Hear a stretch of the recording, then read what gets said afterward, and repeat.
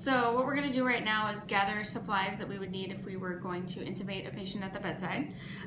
First things first, I like to take a small measurement of my patient's face from the top of their lip to the bottom of their nose so that I can get the right sizes for everything. So here's my patient here.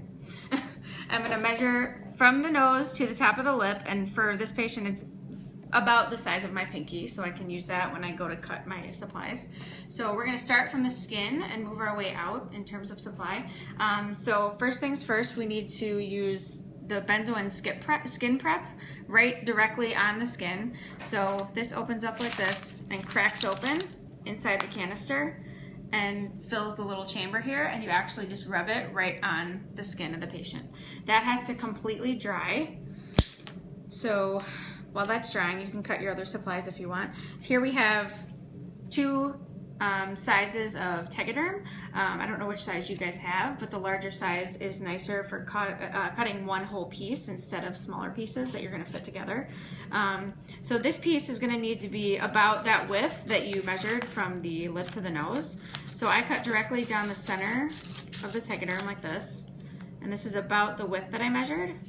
So I'm going to cut one strip down that's about exactly that width. So I'm going to have this ready and set that to the side by my benzoin. So that's your second layer. Your third layer is going to be your strong tape that's actually going to adhere to your ET tube. So this comes in a big roll like this. It basically needs to be cut down to size.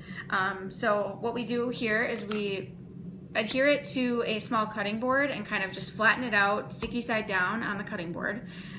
We get a scalpel that's used to cut it. It's a much cleaner cut than a scissor is.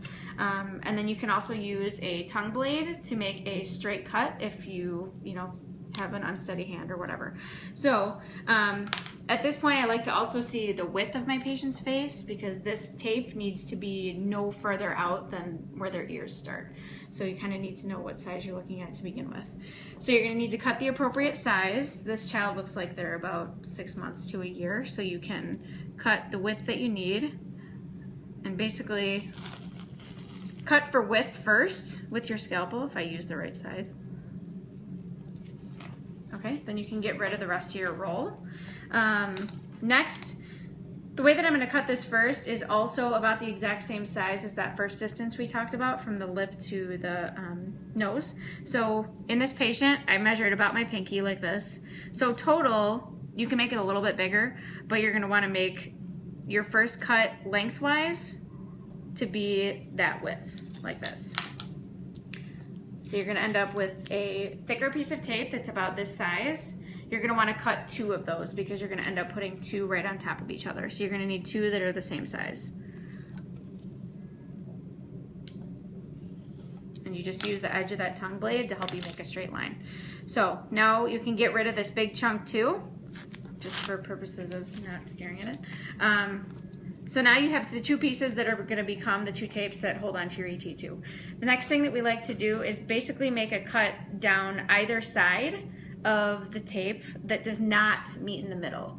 So we're going to basically eyeball the middle of the tape right here, and we're going to make a straight line down the center of the tape, flip the board, leave about a ½ inch of space, and make another identical cut on the other side of the board.